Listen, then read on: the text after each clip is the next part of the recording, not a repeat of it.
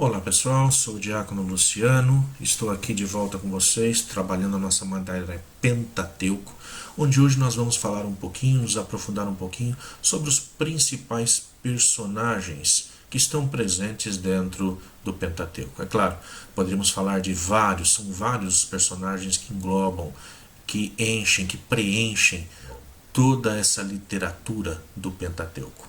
Poderíamos falar aí de Adão e Eva, de Sara, Rebeca, Lia, de tantos outros e outras. Entretanto, o nosso estudo vamos trabalhar com os personagens de maior presença dentro do Pentateuco, que aqui se concentra a atenção unicamente, portanto, em Adonai, quando vai aparecer como o tetragrama, e nós vamos sempre tentar traduzir quando aparecer a palavra Adonai como o Senhor, e não pronunciar a palavra Javé, como muitos fazem a tradução, em respeito à tradição judaica, nossos irmãos judeus, em respeito também ao que diz a nossa igreja católica cristã, que vai nos pedir que, todas as vezes que aparecer o tetragrama, nós, assim como nossos antepassados não pronunciavam o nome de Deus, nós também não pronunciaremos. Então estaremos trocando aí por Adonai, estaremos substituindo por Hashem, o nome, ou mesmo o Senhor.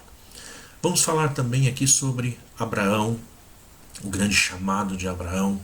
Vamos falar sobre Jacó, aquele que terá o seu nome trocado para Israel. E falaremos também sobre o grande Salvador, aquele que é chamado por Deus para salvar o povo, a pessoa de Moisés. Então, muitos são os nomes que nós encontramos dentro das passagens bíblicas do Pentateuco. Entretanto, é desses aqui que nós agora vamos concentrar a nossa atenção, porque a relevância dos outros personagens vai se dar muito no conjunto da obra, ou seja, ela é muito menor. Então esse estudo, o estudo desses personagens menores é relegado para os livros ou sessões onde eles são protagonistas. Entretanto, quando nós falamos do próprio Deus, de Abraão, de Jacó, do Israel e de Moisés, esses estão presentes durante todos os 5 livros do Pentateuco, como personagens aí ativos participantes. Muito bem.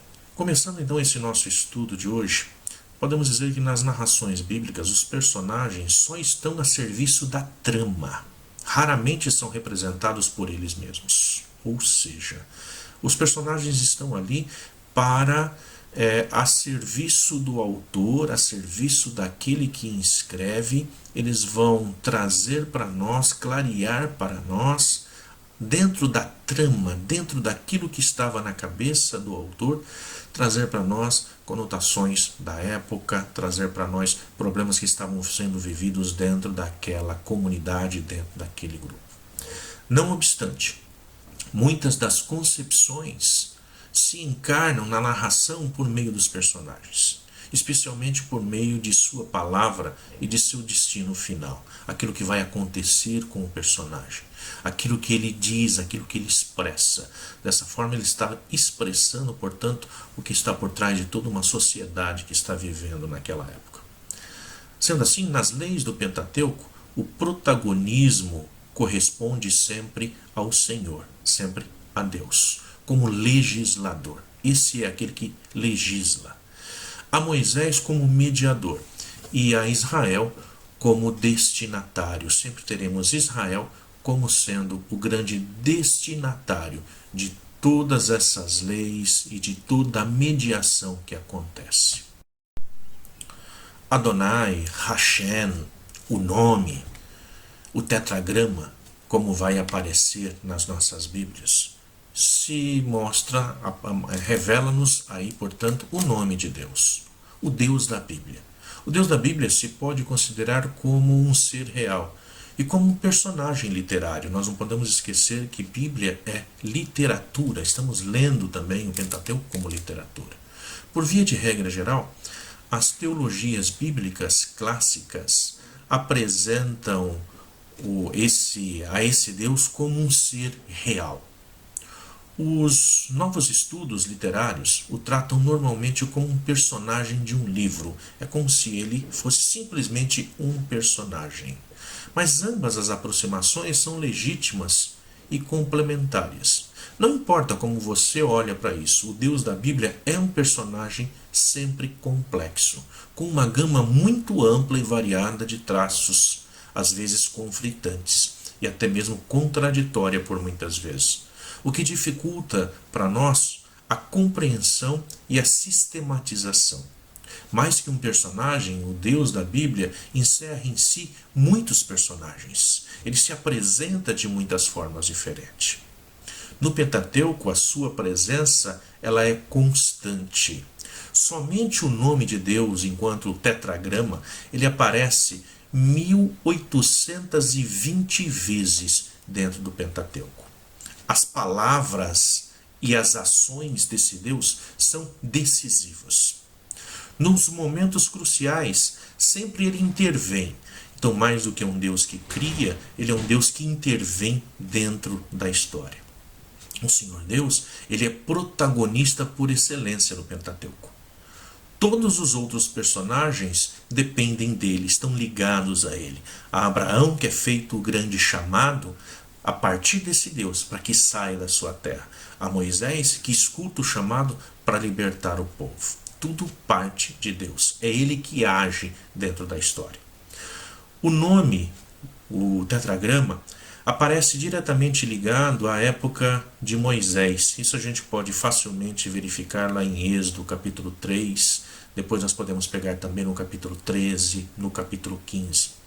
Relata o momento de sua revelação. Deus se revela. Então lá no capítulo 3 nós vemos que ele vai se revelar e dizer o seu nome, quem ele é. Um Deus que se dispõe, portanto, a caminhar com o povo. Indiretamente também esse Deus se relaciona a épocas anteriores, lá no livro do Gênesis, ainda falando de toda a criação, pegando lá, por exemplo, Gênesis capítulo 2, onde é um Deus que cria, é um Deus que caminha com o povo, é um Deus que conhece o povo, é um Deus que chama-nos pelo nome de dentro do jardim. O Senhor, portanto, o tetragrama sagrado, o nome, Hashem, define a si mesmo como o Deus de Abraão, o Deus de Isaac, o Deus de Jacó. Isso a gente vê lá em Êxodo capítulo 3, lá no versículo 6 ao 15, quando ele vai se revelar, portanto, a Moisés, dizendo quem ele é. E como o que fez sair Israel do Egito. É o Deus que faz Israel sair do Egito. Portanto, todas as grandes coisas que vão acontecer na vida desse povo dependem desse Deus. Ele é o personagem principal, o protagonista dentro do Pentateuco.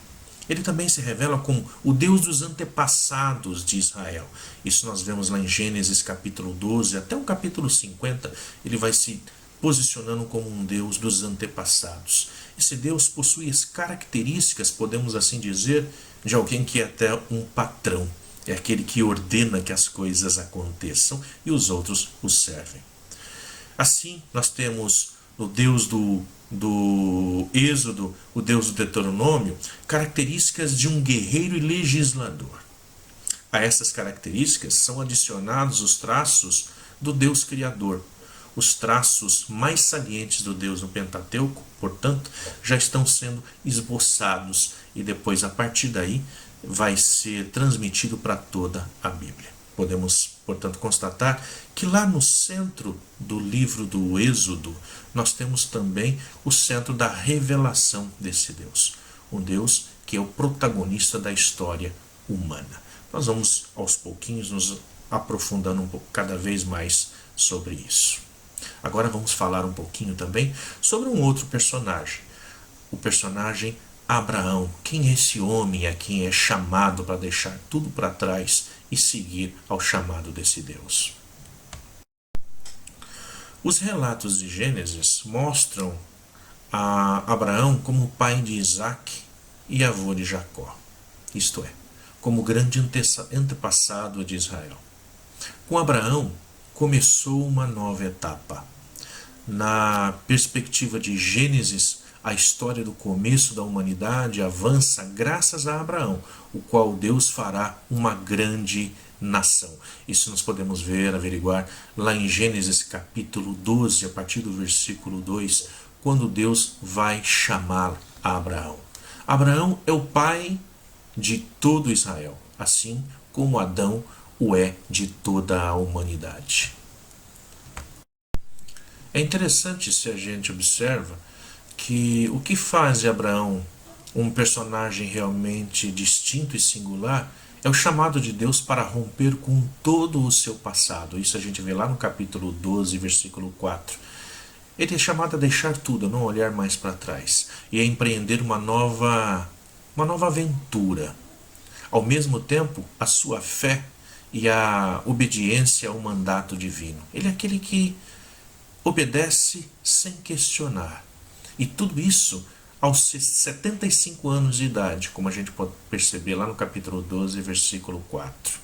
Nada consta no texto bíblico dos 74 primeiros anos da vida de Abraão. Mas sim, é como se ali aos 75 anos começasse para ele uma vida. Tudo o que interessa a partir da vida de Abraão se dá, portanto, a partir dos 75 anos de vida. O que passou antes, a Bíblia não relata nada sobre isso. Não é de interesse do autor, não é de interesse para esse personagem, mas sim é como se ele nascesse agora, aos 75 anos de idade, a partir de escutar o chamado de Deus e não questionando, fazendo essa caminhada. A partir dali, portanto, nasce esse Abraão, nasce essa história da caminhada com toda a humanidade. Isso porque nós podemos dizer que para o autor de Gênesis somente interessa a figura de Abraão a partir da chamada divina. Aquilo que aconteceu antes não teria importância. As narrativas sobre Abraão tentam nos oferecer uma bibliografia do personagem. Estas são, em grande medida, lendárias e teológicas. Não fala da vida em si, da pessoa Abraão, mas sobre lendas que foram contadas e sobre a teologia que surgiu em torno do personagem. Isso escrito vários séculos depois da suposta época de Abraão, em sua maioria na época do exílio da Babilônia, ou incluída em épocas pós-exílicas. Tais narrativas teriam então por objetivo oferecer um paradigma para os judeus que viviam ou haviam vivido esse desterro e planejavam refazer a sua vida na terra de Canaã, o que não deixava de constituir uma nova aventura, equiparada, de certo modo, às mesmas vividas por Abraão. O que nós queremos dizer com isso? Nós queremos dizer que os textos, da forma em que ele entra dentro do Pentateuco, isso passa por vários anos, onde esses textos vão sendo reescritos, repensados, rematerializados, a partir da vida de um povo num determinado lugar, do sofrimento desse povo num determinado lugar. Assim, aqueles que viveram o desterro na Babilônia, aqueles que superaram esse desterro na Babilônia, agora olham para o seu passado e reescrevem as suas histórias, reescrevem esse Abraão de uma forma teológica, de uma forma lendária, dizendo para aqueles que agora estão vivendo a reconstrução de um país, assim como Deus chamou Abraão lá atrás, esse Deus também nos chama para executar uma missão, para fazermos uma caminhada junto com Ele. Assim, anima o povo que está sofrendo no presente a poder caminhar juntamente com aquele Deus que lá atrás fez aliança com o povo. Assim, fazendo aliança com todos os povos. Em Abraão, portanto, agora nós vamos ter aí esse pai de uma grande nação. Esse que vai servir de exemplo, então, para caminhar com o povo e com Deus, mostrando esse Deus ao povo. Essa é a pessoa de Abraão, portanto. Vamos também falar um pouquinho, a partir de agora, sobre Jacó, esse grande personagem que também muda-se o nome, tem um contato com Deus e a partir desse contato o seu próprio nome é mudado, passa a se chamar Israel. Também o próprio Abraão.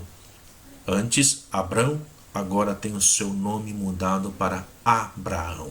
E por que isso acontece com todos os personagens do Pentateuco?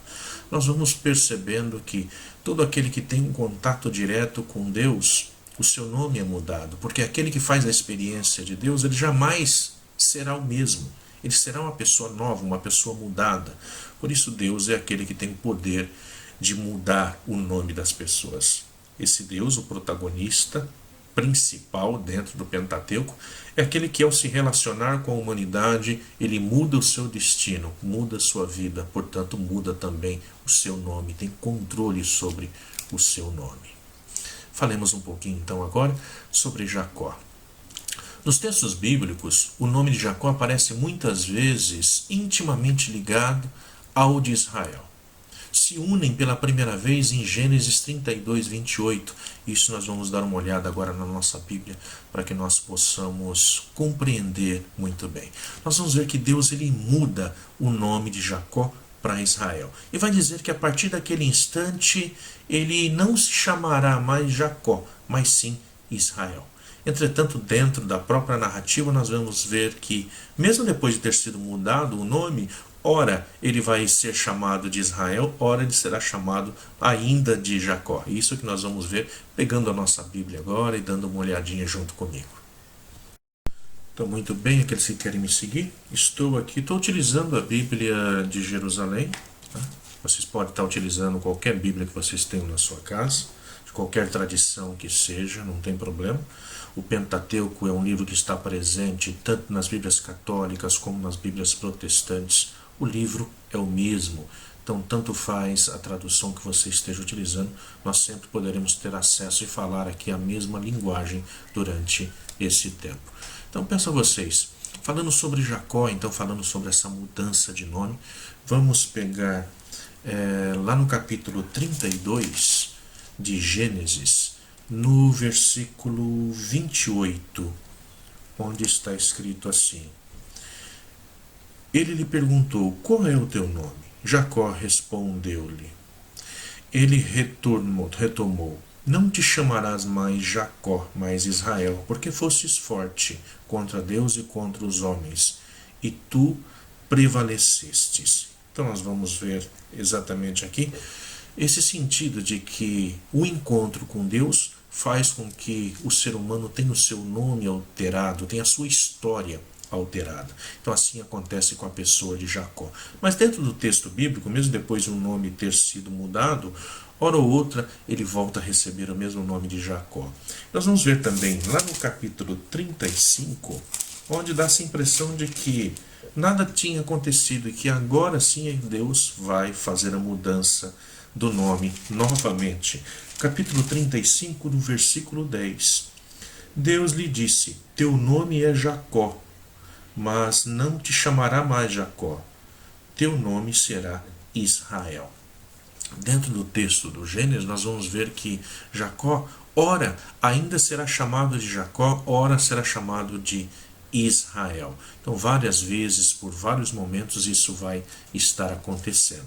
Se nós pegarmos Gênesis 37, 13, vamos ver lá, 37, 13, aqui nós vamos ter já o nome Israel. Israel disse a José, não apacentam teus irmãos o rebanho de Siquém? Vem, vou enviar-te a eles. Então aqui já passou a ser chamado de Israel. Vamos dar uma olhada no mesmo capítulo, só que agora no versículo 34. Vamos ver, ele já tinha sido nomeado Israel. Agora dentro do mesmo capítulo, no versículo 34. Jacó rasgou suas vestes, cingiu os seus rins com filho e filhas, e vieram para consolá-lo, mas ele se recusou toda a consolação. Então vejam só, aqui novamente ele volta a usar o nome Jacó. E assim sucessivamente nós vamos ver uma série de passagens em que vai estar trabalhando usando Jacó, ora usa Israel.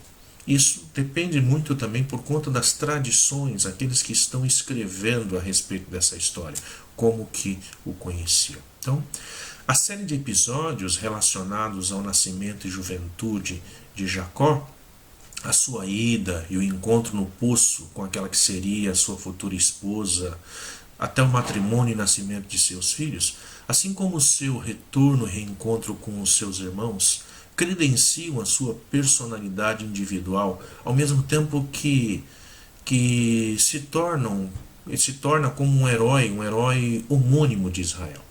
Nas características individuais de Jacó se podem perceber alguns componentes essenciais do povo de Israel. A história de Jacó, situada na última parte do livro do Gênesis, lá no capítulo do 25 ao 50, conduz para a história do povo de Israel que começa no livro de Êxodo. Jacó, Israel.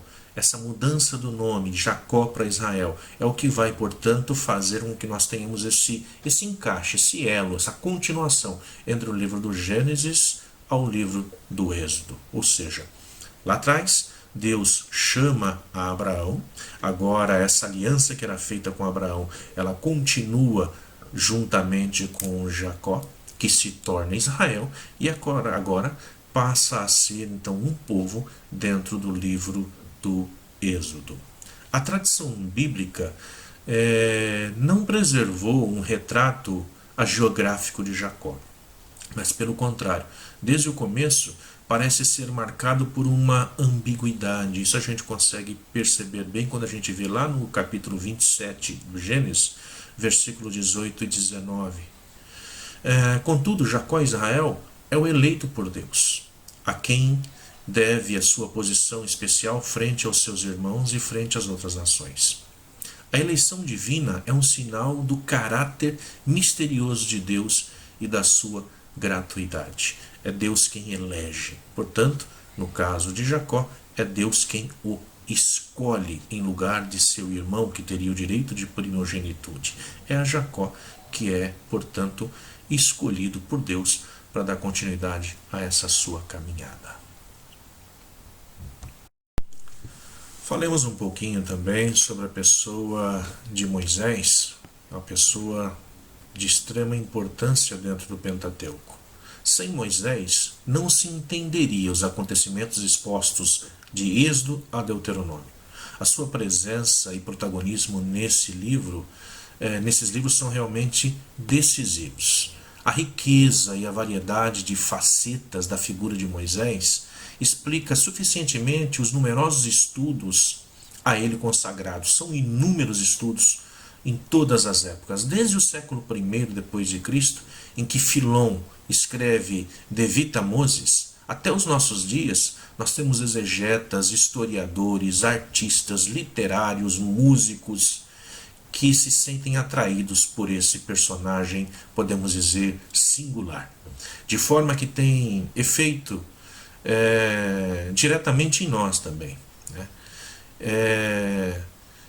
Tem diversas representações que foram feitas ao longo da história sobre Moisés e representações que nós podemos ver hoje, que são retratadas dentro de igrejas, dentro de imagens, e tudo isso que nos remete a esse Moisés, que são tanto os retratos dessa pessoa, como os autores que lhes dedicam seus estudos.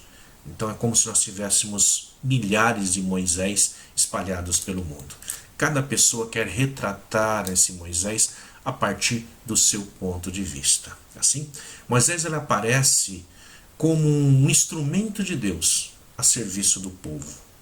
A sua vocação e missão o configura como um chefe, assim como um profeta. Isso a gente vê lá em Êxodo capítulo 3, versículo 10 seguintes. Esse Moisés que vai apresentando-se, portanto, a sua vocação de chefe, a sua vocação de caminhar com esse povo. E também como um profeta. Isso a gente consegue ver bem lá no finalzinho do livro de Deuteronômio, no capítulo 34, versículos 10 a 12. Vamos dar uma olhada nisso um pouquinho agora. Pegue a sua Bíblia aí na mão e leia junto comigo. Bom, estou aqui então com a minha Bíblia aberta em Êxodo capítulo 3, versículo 10 seguintes, vai começar dizendo assim: Vai, pois, e eu te enviarei a Faraó para fazer sair do Egito o meu povo, os israelitas. Então Moisés disse a Deus: Quem sou eu para ir a Faraó e fazer sair do Egito os israelitas? Deus disse: Eu farei contigo, e este será o sinal de que eu te enviarei. Quando fizeres o povo sair do Egito, vós servireis a Deus nesta montanha. Então nessa passagem nós vamos vendo como que ele passa a ser apresentado então como um grande chefe, mas também ele é apresentado como um profeta. Quando nós olhamos em Deuteronômio, abrindo lá nossa Bíblia no livro de Deuteronômio, lá no capítulo 34, versículo 10 seguintes, vai dizer assim: E em Israel nunca mais surgiu um profeta como Moisés, a quem o Senhor conhecia face a face. Seja por todos os sinais e prodígios que o Senhor o mandou realizar na terra do Egito, contra Faraó, contra todos os seus servidores e toda a sua terra. Seja pela mão forte e por todos os feitos grandiosos e terríveis que Moisés realizou aos olhos de todo Israel. Então aqui ele é apresentado como sendo o maior de todos os profetas. Na montanha do Sinai, ele é aquele que intervém como mediador entre Deus e Israel. Isso a gente vê lá em Êxodo capítulo 20, versículo 18 e 19. E também se repete essa história em Deuteronômio 5, 5. Cada vez que o povo se queixa e murmura no deserto, Moisés é aquele personagem que intercede frente a frente com Deus, porque o povo tem medo de se relacionar com Deus. Portanto, pede que Moisés é que o represente. Então, esse Moisés que vai pedir perdão a Deus pelo povo. Isso a gente consegue ver em Êxodo capítulo 15, versículo 22, 25, em Números no capítulo 11. Moisés também é o servo de Deus, com quem manteve uma relação singular. Isso a gente pode ver em Números 12, versículos 6 a 8, e também lá em Deuteronômio 34, 10. Ele é esse grande servo de Deus. Em uma palavra só, nós poderíamos dizer que a personalidade de Moisés está ligada a Adonai, ao Senhor, ao tetragrama, e Israel. Ele segue vivo e presente na Torá, na qual o próprio Deus, Adonai, Jacó, Israel, e Moisés são os protagonistas incontestáveis. Portanto, são esses os grandes personagens presentes aí no livro do Pentateuco. Todos os outros personagens são personagens que vão, hora ou outra, dentro daquela passagem, assumem também um papel de protagonismo, mas dentro somente de uma única ou outra passagem. Esses não, estão sempre à frente dos textos bíblicos. Então esses são um pouquinho dos personagens, um pouco da perspectiva também do autor sobre cada um desses personagens que nos são apresentados dentro do Pentateuco. Hoje nós ficamos por aqui. Peço a vocês, aqueles que quiserem estar seguindo, eu vou deixar o link realmente aí, vocês podem estar baixando esse material, estar utilizando essa apostila, utilizem como vocês quiserem, propaguem, leiam, estudem, se aprofundem e façam com que os outros também possam se aprofundar. Esse é o objetivo desses nossos encontros. Cada vez mais sairmos da superfície e irmos para águas mais profundas, conhecendo um pouquinho melhor da história bíblica, da ação de Deus em nossas vidas. Fiquem com Deus e até a próxima.